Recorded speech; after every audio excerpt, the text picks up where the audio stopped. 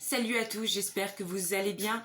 Aujourd'hui, je vais vous parler d'un film que j'ai tout bonnement adoré, qui est Les Animaux Fantastiques, qui est sorti en 2016.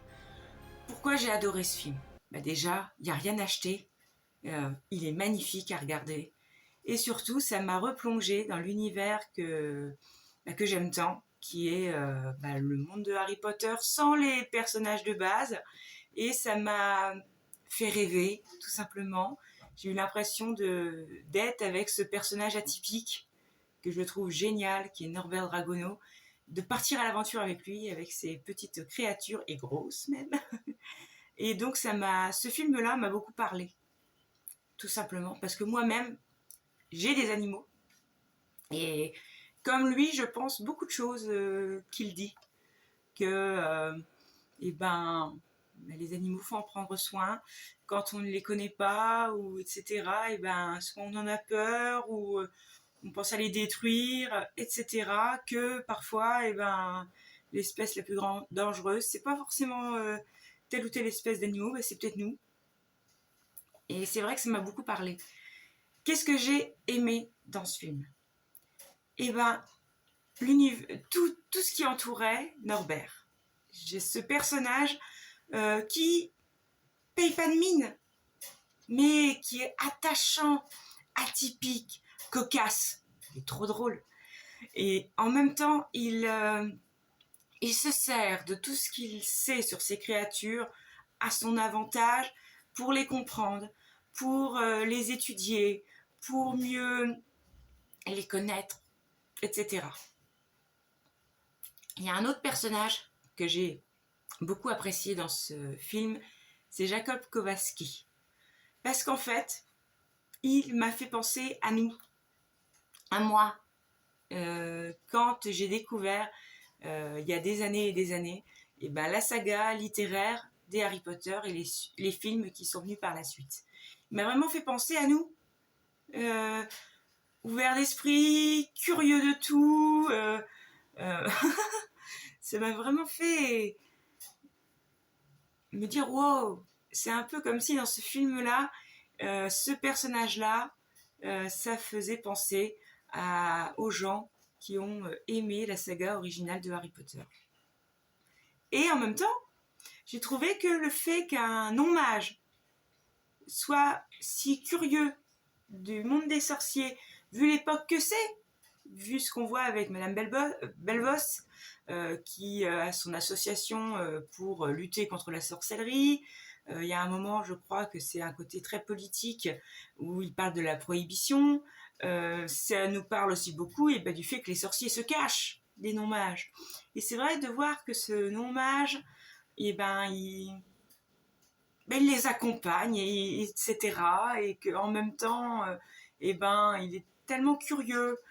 Ça donne un peu de fraîcheur dans ce film, ce personnage-là. Ce que j'ai beaucoup apprécié aussi, c'est que vu que l'univers de Harry Potter se passe énormément dans le royaume du Royaume-Uni, c'est peu de le dire, de voir ce qui se passe en Amérique, avec le Makusa, la différence entre les Britanniques qui, eux, avec les Moldus, certes ils se cachent d'eux, mais en même temps, pour une majorité, voilà quoi, ils savent qu'ils sont là, et puis que de l'autre côté, ils les craignent, ils se cachent vraiment énormément, etc. C'est pas du tout la même mentalité, donc ça c'est sympathique de voir ça. Les deux personnages féminins, donc qui sont Tina et Queenie. Tina, j'ai été mitigée.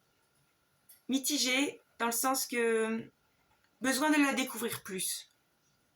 Et en même temps, je trouvais qu'elle allait bien avec le personnage de Norbert.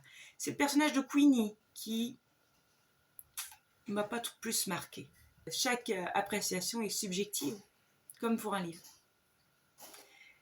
Ce que j'ai adoré aussi, alors je n'ai plus le nom du personnage en question, mais j'ai le nom de l'acteur, c'est Colin Farrell. Son rôle, il est génial. Il est génial. Il peut pallier le côté justement très manipulateur, très bienveillant, etc. Et à la fin, quand on voit que c'est juste Gellert Grindelwald, ça nous parle, Gellert Grindelwald, parce qu'on se dit, ah bah tiens, ça nous rappelle le fameux chapitre dans les Reliques de la Mort, quand Voldemort se trouve en face de Gellert Grindelwald. Et là, je me suis dit, wow. Le personnage de Croyance, pareil, il m'a beaucoup touchée, par rapport déjà avec cette femme qui le bat, ce côté que, il est en souffrance et qu'il a ce don magique, mais que vu qu'il est au milieu de cette société et association qui combat la sorcellerie, donc il est obligé de l'étouffer, ce qui va faire qu'il va devenir un obscurial. Et ça, c'était vraiment prenant. Et là, j'ai beaucoup apprécié le personnage de Tina, justement, par rapport à Croyance, qui veut essayer de l'aider avec Norbert après, parce que lui-même, il explique qu'il a déjà vu un obscurial et qu'il explique comment ça se passe, etc. Et ça m'a beaucoup touchée. Et bien sûr, toutes ces créatures fantastiques, elles sont géniales, surtout quand elles s'échappent de la valise. Alors ça aussi, c'est marrant d'imaginer que dans cette valise, il y a tant de choses. C'est presque un mini zoo dans une valise toute simple, mais alors c'est génial.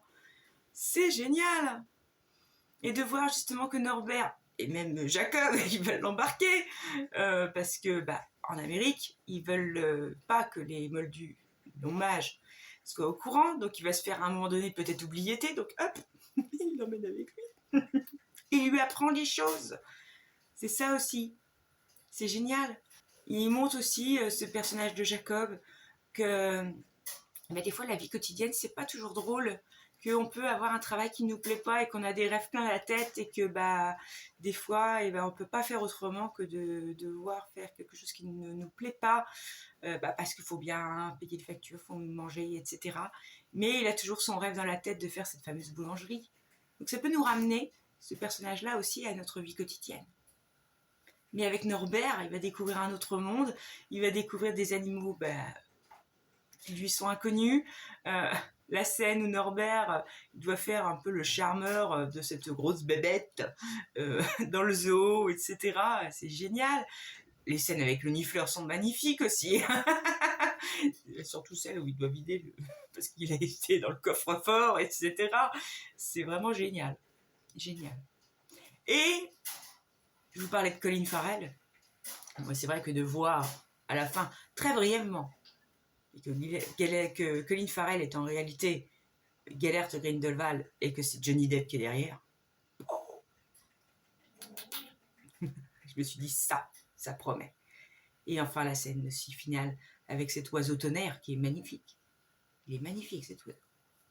Ça a été, je crois, j'ai eu quelques créatures coup de cœur, mais je pense que l'oiseau tonnerre, le Niffleur, Piquette aussi. Alors c'est une scène aussi qui me fait toujours pleurer. Piquette. Avec quand le fameux elfe là, il lui demande quelque chose en échange et que il va peut-être donner Piquette, mais qu'en réalité on sait si on regarde le film que non, il veut pas le donner, c'est une diversion. Mais la scène est tellement réaliste et tellement bien faite qu'à chaque fois ça me touche. Et justement, ce qui après me fait beaucoup rire, c'est le côté où quand il dit à Piquette, bon allez, il faut qu'on discute. C'est trop drôle. Trop drôle. Alors j'espère, pour ma part, que ce film-là vous a également marqué, que vous l'avez beaucoup apprécié, parce qu'il y a vraiment de quoi faire. Et je trouve aussi que ce qui est magnifique avec ce film déjà, qui est arrivé, donc en 2016, c'est que ça permettait d'agrandir l'univers de Harry Potter sans le voir. Ça permettait de nous offrir une nouvelle histoire et de nous permettre d'en découvrir encore davantage, surtout sur un personnage qui n'est mentionné que dans des livres scolaires à Poudlard. Et ça, c'est génial. C'est génial. Et ce que j'ai apprécié également, c'est le jeu de l'acteur qui jouait Norbert. Parce que, je sais pas, peut-être que des personnes ont pensé qu'il était peut-être un peu crétin. Mais moi, j'ai pas trouvé du tout. Parce que, ayant des animaux, je peux vous dire que souvent, je me mets à leur hauteur. Souvent, je leur parle. H24 des fois. Je suis très proche de mes animaux.